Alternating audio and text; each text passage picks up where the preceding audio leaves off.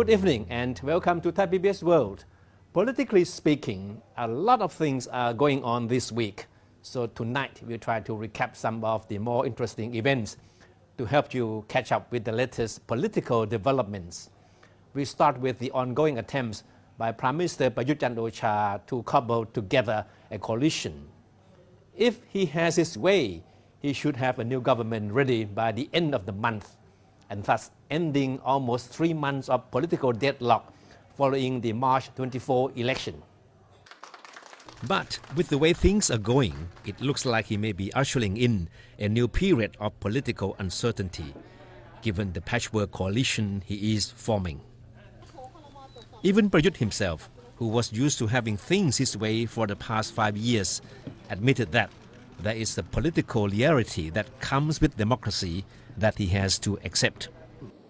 คนที่เข้ามาเป็นสสเนี่ยใครเป็นคนเลือกเมื่อเลือกเข้ามาแล้วหน้าที่ของผมเนี่ยนะจะเป็นหัวหน้ารัฐบาลเนี่ยผมก็ต้องให้มีการตรวจสอบ Prayut, who personally handpicked almost every single member of his previous cabinets, considered that he cannot possibly reject any cabinet candidates nominated by coalition partners, even though some might have image problem. He said he should be allowed to work to prove themselves first before passing any judgment on them. Prayut said a new government should be in place by the end of this month. There have been criticisms against some of the politicians nominated to join his cabinet because of their tainted political records. And it remains to be seen how Prayut will handle these people. Even before the formation of the first Prayut government is finalized, the opposition bloc led by Pheu Thai Party has already started to rock the boat, with Prime Minister Prayut and the Senate, his bastion of political support, being the prime targets. The opposition has long been critical of the military-appointed Senate, which has played an instrumental role in getting Prayut back in power. And it is trying to live up to its campaign promise to have it dismantled or at least have its powers clipped. In one of their very first moves in the House, MPs of the 7-party opposition bloc today announced that they are going to submit a motion to House Speaker Choo-lik-pai to propose setting up a fact-finding committee to probe the Senate selection process. The politicians believe that the selection process lacked transparency and was fraught with conflicts of interest. They also questioned the use of 1.3 billion baht as budget for the Senate selection. The move is partly seen as a test of the unity of the political parties that support General Prayut as Prime Minister. Some of them has also been openly critical of the role of the Senate, and it remains to be seen how they will react to the move by the opposition parties. When we say Prayut the Prime Minister, the Future Forward Party has one question that it believes needs to be answered legally. Is Prayut still functioning as Prime Minister of the government, which is a product of the military coup d'etat back in 2014? Or is he functioning as Prime Minister elected by the majority of the Parliament early this month?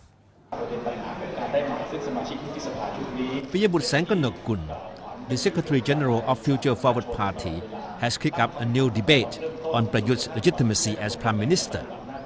He claimed that Prayut's status as Prime Minister of the current government has expired after he was elected Prime Minister by the Parliament early this month. Therefore, Piyabut argues that Prayut should no longer function as the head of the current government, and the term of the cabinet should also end as a result. And since a new government has yet to be formed and sworn in, Prayut still has no government to run.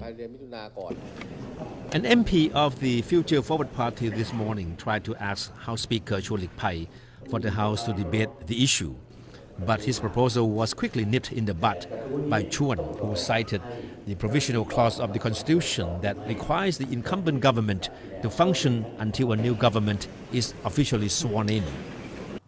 After a long period of silence, the controversial spokeswoman of the Future Forward Party, Panika Vanit, is back in the news again.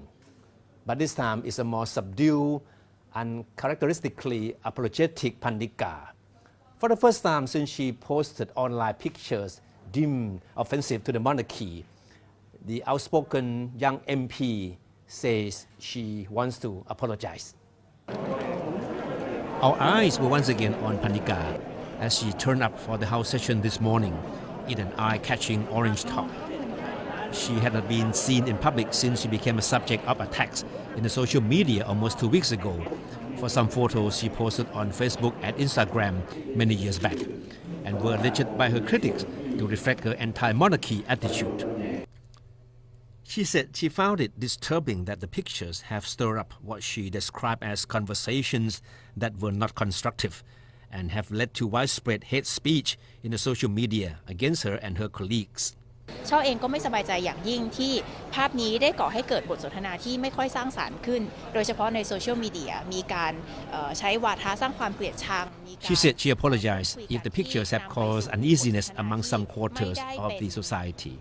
She tried to explain that the pictures, which were taken on her graduation day at Chulalongkorn University in 2010, reflected the political situation at the time. The country at that time, she said, was going through a politically turbulent period with a violent crackdown on the so-called red shirt demonstrators occupying Bangkok streets. She recalled that she and her student friends became politically active and were carried away by the political currents. But she stopped short of saying whether she thinks the pictures would be considered an offense against the monarchy. It depends on how you look at them, she said. And that's all for Thai PBS World tonight, and thank you for watching.